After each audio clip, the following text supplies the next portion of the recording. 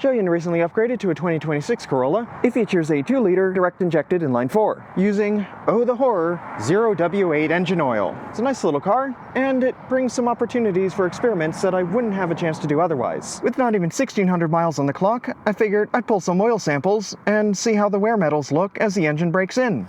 We just recently got back from a trip, so perfect time to pull a sample. From the looks of things, the engine has not consumed any measurable amounts of oil.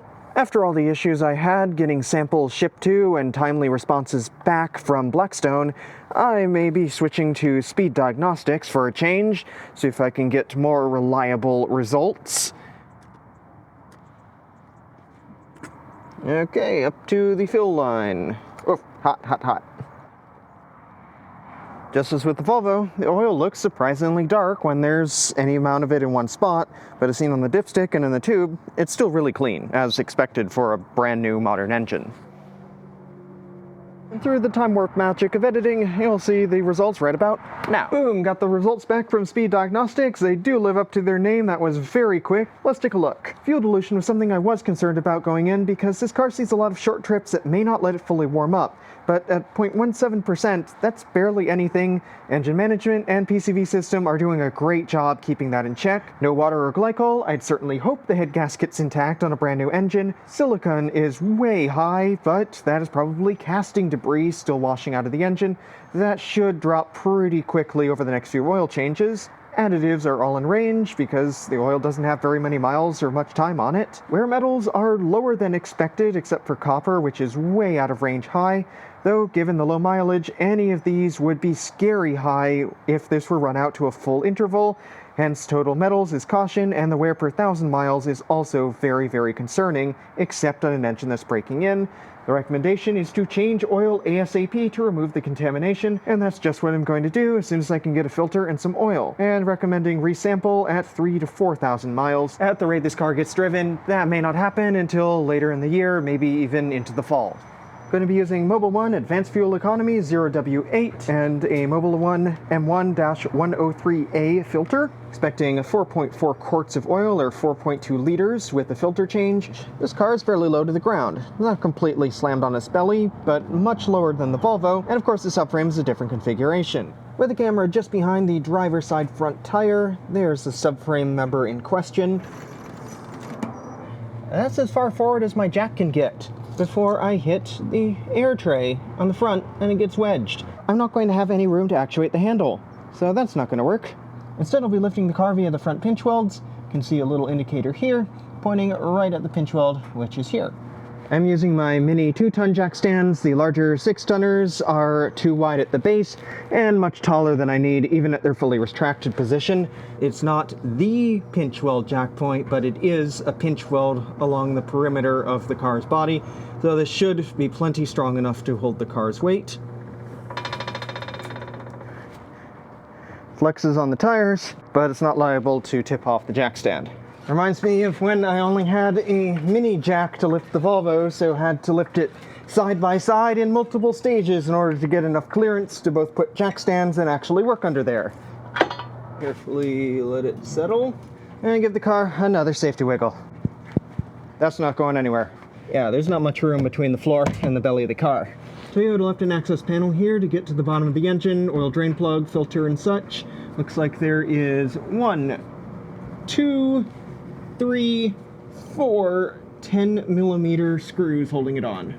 These aren't very tight at all, not that I would expect them to be. They're holding a plastic panel to more plastic panels.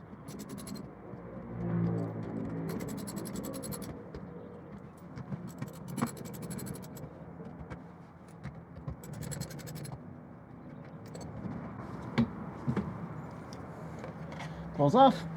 There's the bottom of the engine. There's the oil drain bolt. And there's the filter right there. It is a sideways mount filter, so I don't think I'll be able to pre-fill it this time. Drain plug is 14mm. And look at that. From the factory, it's not Gorilla tight. A little less spicy than doing it in the Volvo because the oil is just a little bit warm, not boiling hot like I normally drain it. Mostly because this 0w-8 really scoots even when it's cold. Visually, this oil's in perfect shape. It's only getting changed because of what we can't see. If that's slowed enough, I can probably scoot the pan over this way try to get this oil filter out. Okay, is this filter hand tight, or will I need to get the tools out? Yeah, I'll need the tool.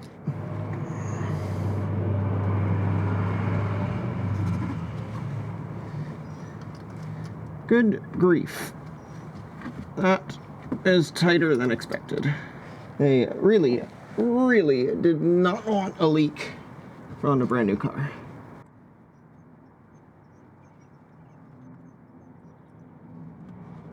Doesn't make too much of a mess pulling it down. And meanwhile, I can get the drain plug back on.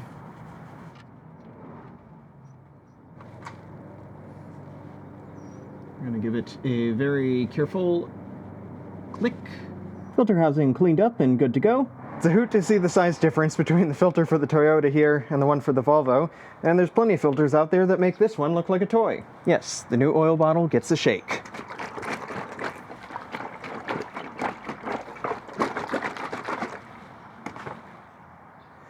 O-rings ready. Always a good sign when the new filter of a different brand threads on smoothly. Got the date and mileage on the filter. Time to fill it up and make sure it doesn't leak. Big red funnel at the ready. Confirm the drain plug secure. Going to put around 4 quarts in, check for leaks, then put it flat and adjust from there. Slightly less than 1 quart left. Good enough to leak check.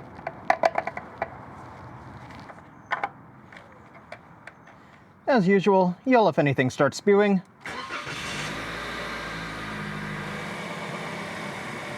I don't see any drips. Looks good under here. Time to button it up.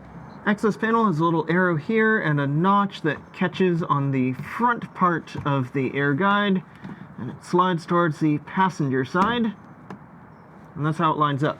These screws can be started by hand, but they have a decent amount of resistance. Good thing to keep them from rattling out, but I might want to finish them off with a ratchet. Don't need to be crazy tight, just tight enough so this thing doesn't rattle all over the place. They do have a distinct bottom out to let you know that they're there.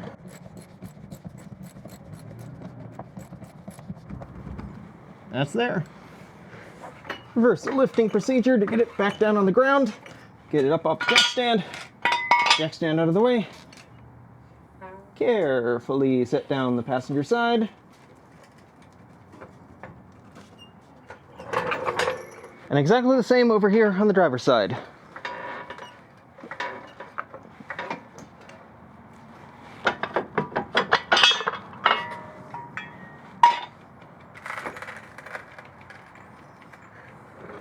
Now that it's back flat on all 4 wheels, I'm seeing the oil level right here, about 2/3 up the dipstick. So with that in mind, I'll add a little bit more. About 2/3 of a quart remaining in the bottle, and after a few minutes to settle, level on the dipstick is right here, just below the full mark. Perfect. This filter's so small, it bottoms out the normal range of my filter cutter. Have to move the guide rollers to the inner set of holes. That's better. That grabs the filter, and should still open wide enough for the Volvo filter, so I shouldn't need to reconfigure this a second time.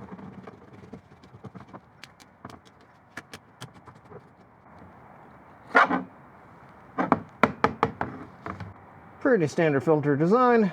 Anti-drain back valve here. That's interesting. Perforated steel support that is separate from the rest of the filter. May I please extracto the pleats? There we go. Secret is to twist. And then in the bottom, got the pressure relief valve. Don't see any particles or shinies in here. I'll separate a few of the pleats and take a closer look.